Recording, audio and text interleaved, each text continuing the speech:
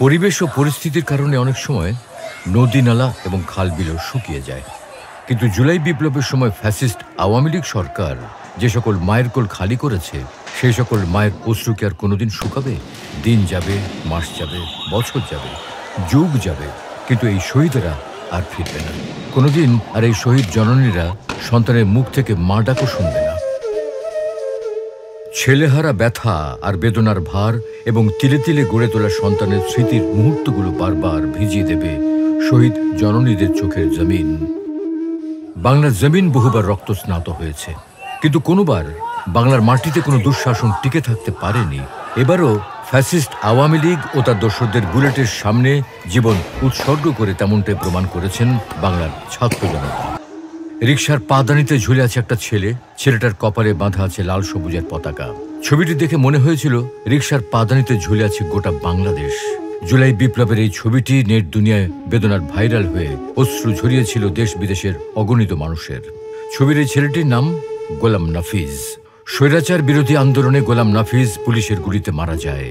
সে রাজধানীর Banani Vidyaniketan school and college থেকে এসএসসিতে জিপিএ 5 পেয়ে পাশ করে কলেজে একাদশ শ্রেণীতে ভর্তি হয়েছিল। গোলাম নাফিসের বাবা গোলাম রহমান কান্না জড়ানো কণ্ঠে বলেন, পিতার কাঁধে ছেলের লাশ, কত কষ্ট, কত দুঃখ, কত বেদনা। যার ছেলে মারা গেছে তারাই বুঝতে পারবে।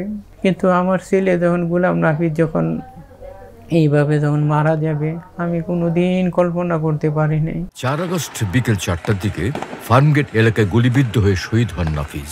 সে ছিল মেধাবী, মেধার সাক্ষ্য রেখেছিলেন এসএসসি পরীক্ষায় জিপিএ 5 পেয়ে। ছোট থেকেই নাফিজ লেখাপড়ার পাশাপাশি সাংস্কৃতিক অনুষ্ঠানে অংশ নিতেন। মুক্তমনা হয়ে বেড়ে ওঠা ও নিজেকে এক ধাপ এগিয়ে রাখার লক্ষ্যে নাফিজ নিজেকে যুক্ত করেছিলেন বাংলাদেশ স্কাউট ও বিএনসিসির সকল কার্যক্রমের সাথে। গোলাম নাফিজের মতো অজস্র মেধাবী আলো হয়ে বিকশিত হওয়ার আগেই সে আলোক বিন্দু নিভিয়ে দিল স্বৈরাচার হাসিনা সরকার। নাফিজ এখন কেবল স্মৃতির নাম। বাবা মা নাফিজের স্মৃতির স্মারক হাতড়ে প্রিয় সন্তানের কথা যতবার মনে করে, ততবার তাদের চোখের জমিন ভিজে ওঠে অশ্রুতে। সন্তান হারা এমন অজস্র বাবা মার কষ্ট আজ কে দূর করবে? বাংলাদেশের প্রেক্ষাপটে জুলাই বিপ্লব এক স্মরণীয় ঘটনা, যা ইতিহাসের পাতায় এক নতুন অধ্যায়। এই অধ্যায়ের এক একটি পাতার ভার যে কতটা বেদনার, তা কেবল সন্তান হারা বাবা মাই জানে। রিকশার পাদানিতে ঝুলে থাকা শহীদ গোলাম নাফিজ যেন বাংলাদেশের প্রতিচ্ছবি।